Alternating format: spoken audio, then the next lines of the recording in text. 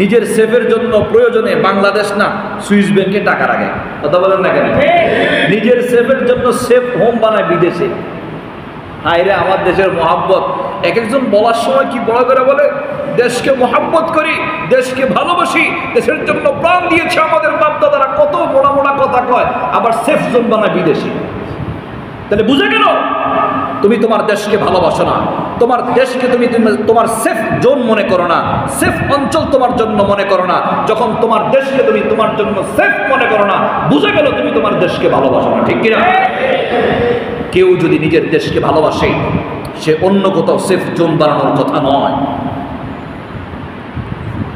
মনে রাখবেন, যারা অন্য দেশে সেফ জোন বানায়, নিজের সেফের জন্য বাড়ি বানায়, অন্য দেশে গিয়া ফ্ল্যাট কিনে, বাড়ি কিনে নিজের সেফের জন্য, প্রকৃতপক্ষে এক তো দেশকে ভালোবাসে না, দুই নাম্বার তালাশ করলে দেখবেন বায়দা বায় কোনো না কোনো সুরতে এরা দুর্নীতি করে বেড়াচ্ছে।